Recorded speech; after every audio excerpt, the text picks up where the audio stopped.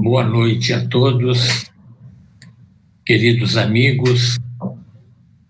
É sempre uma alegria nós estudarmos juntos o Livro dos Espíritos. Em particular, nesta terceira parte, onde nos são apresentadas as leis morais, as divinas leis que estão inscritas na nossa consciência, mas que requerem de vez em quando que haja alguns lembretes para que nós possamos então cumprir a nossa parte, a parte que nos cabe. É sempre importante lembrar, quando falamos de leis, aqui no caso não são leis humanas, são leis divinas, como já dissemos. Elas são imutáveis e são perfeitas. E hoje estaremos conversando sobre uma lei que, no momento em que estamos vivenciando, ela nos afeta muito, porque é nada mais, nada menos do que a lei de sociedade. Estaremos destacando alguns pontos, tais como a necessidade da vida social, a vida de isolamento, o voto de silêncio e também os laços de família. Gostaríamos de começar a partir de uma ideia emitida pelo Espírito Emmanuel no capítulo 8º do livro Pensamento e Vida. Diz ele lá, e nós vamos enfatizar bem: expressamos milhares de criaturas e milhares de criaturas nos expressam. Que interessante esta colocação. Mostra para nós a natureza, a intimidade da vida social, a necessidade e a natureza desse fenômeno. E ele complementa dizendo o seguinte: a associação mora em todas as coisas, preside a todos os acontecimentos e comanda a existência de todos os seres. Comanda a existência de todos os seres. Então, nós estamos sujeitos, no caso aqui, a essa lei de sociedade, de convívio com o nosso próximo, com o nosso semelhante. Sobre a necessidade da vida social, os bons espíritos, respondendo às questões formuladas por Allan Kardec, nos dizem que Deus fez o homem para viver em sociedade. E se assim o fez, não nos resta outra alternativa senão buscar a melhor forma de cumprir esse dispositivo.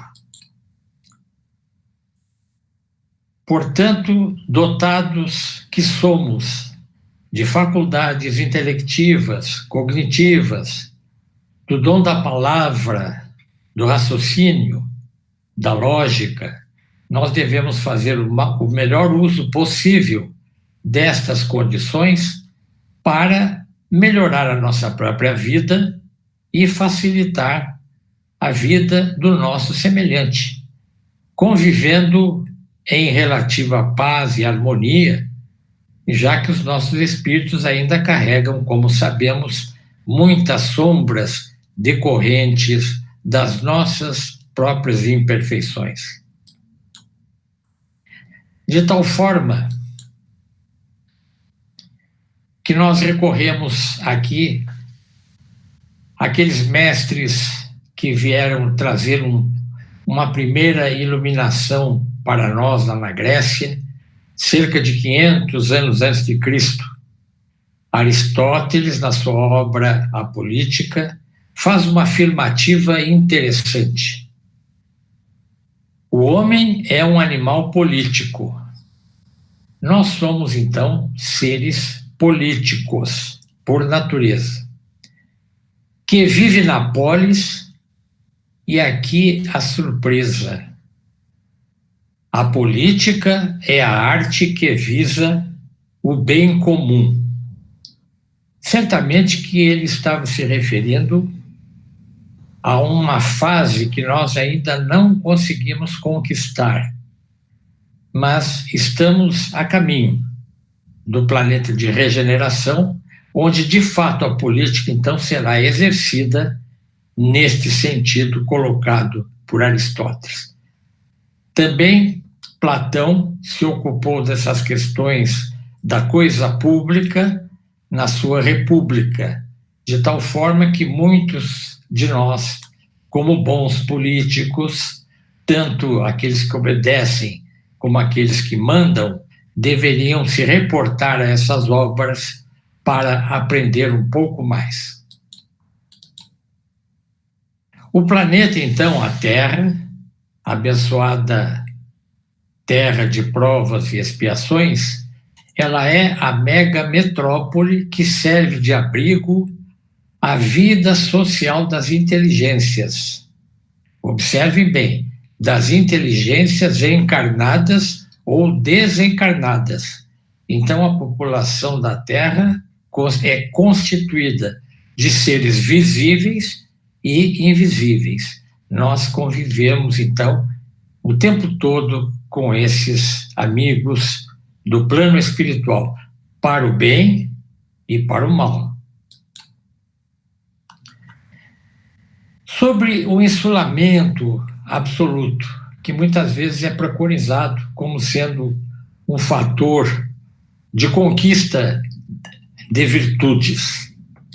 Dizem para nós, os espíritos, que ele é contrário à lei da natureza. Aliás, é praticamente impossível de sobreviver no insulamento absoluto. Não precisa desenhar, é só pensar um pouco.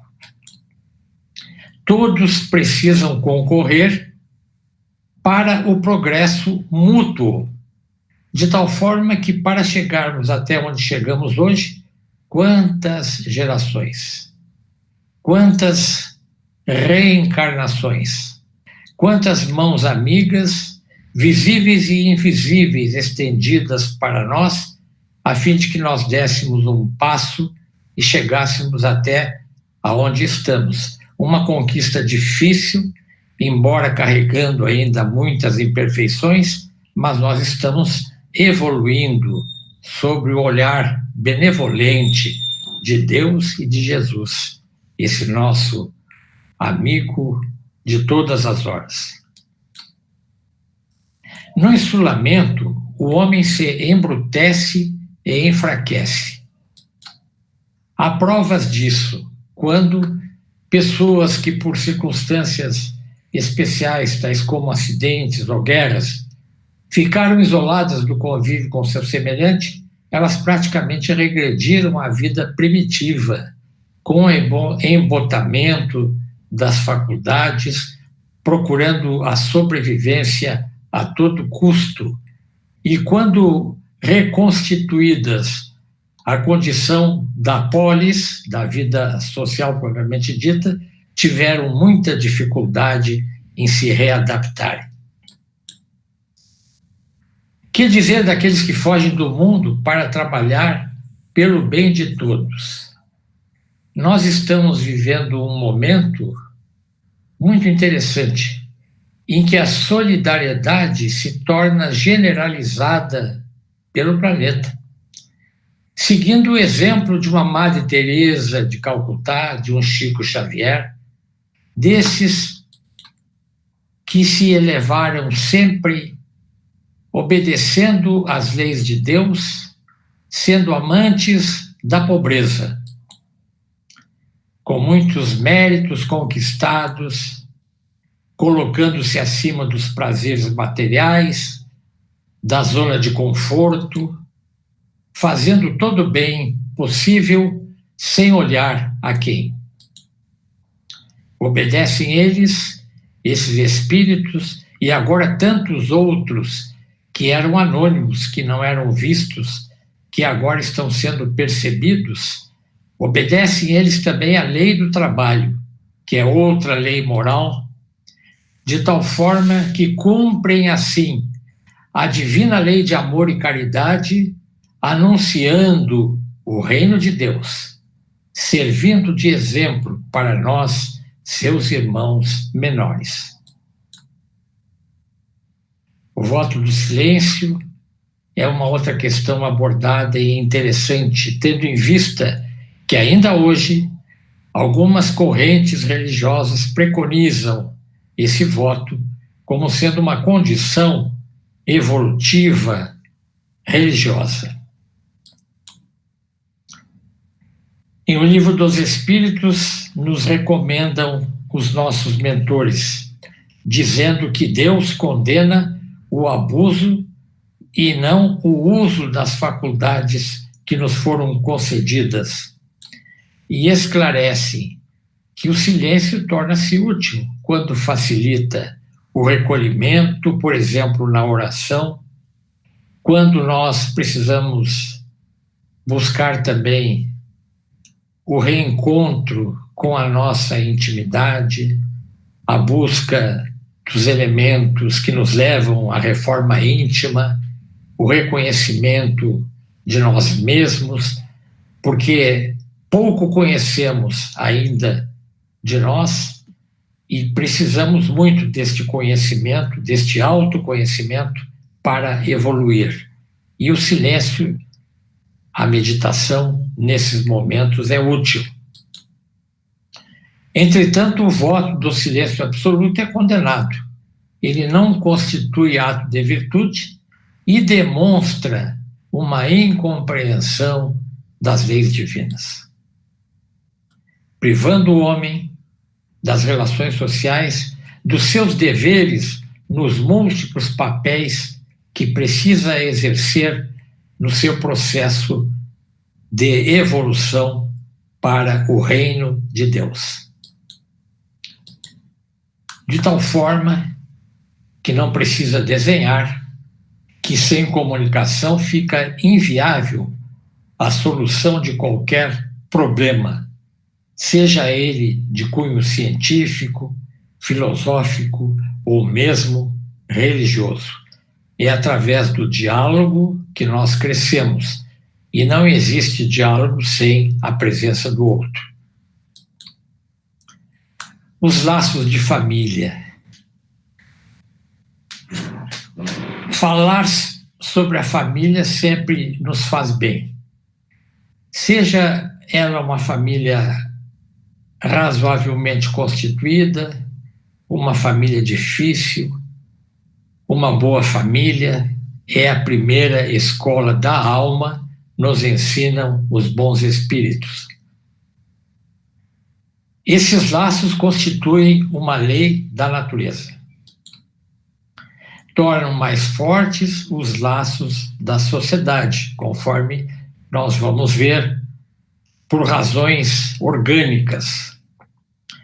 Ensinam os homens a amar-se como irmãos, e essa família cresce a cada reencarnação, ela se torna mais fraterna, ela vai se tornando mais querida e mais amada.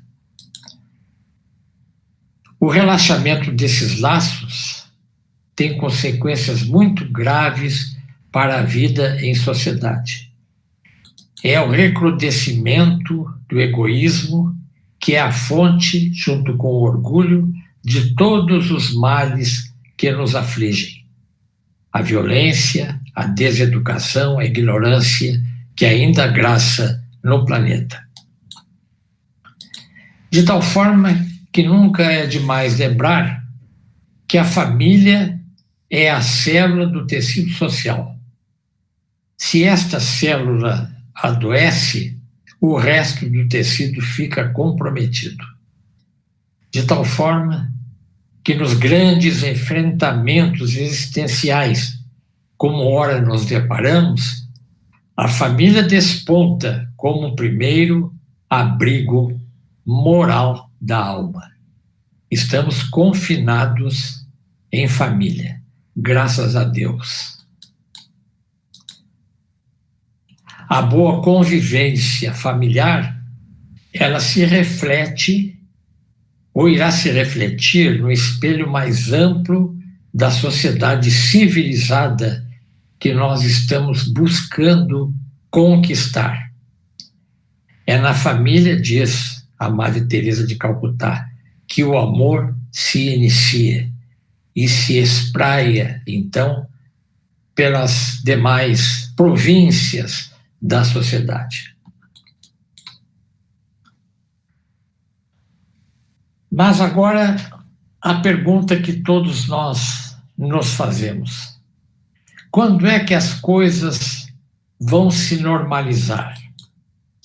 Dito de uma outra forma, quem sabe o que virá depois de passar a tempestade? Muitos até dizem assim: quando é que vamos voltar ao normal?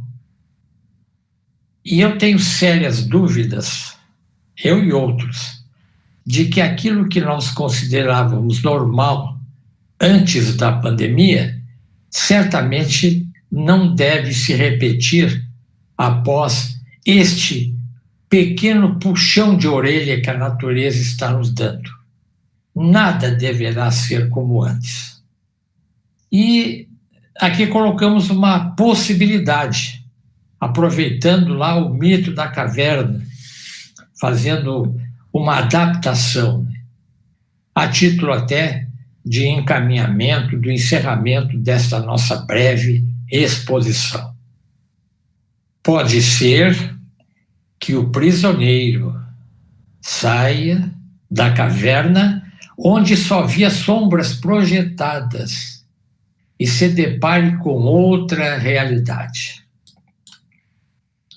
Ou seja, passe a vislumbrar o rosto radioso de Jesus, a luz do mundo, nos gestos de perdão e solidariedade, na busca de uma sociedade mais justa e harmoniosa, que adote por lema de vida o fora da caridade não há salvação. Amigos queridos, obrigado pela atenção, perdoem a insuficiência da minha exposição, mas ela é feita de coração, não para vocês, mas para mim mesmo, me ajudando a aproveitar a terceira revelação como a tábua de salvação para a minha própria alma. Obrigado.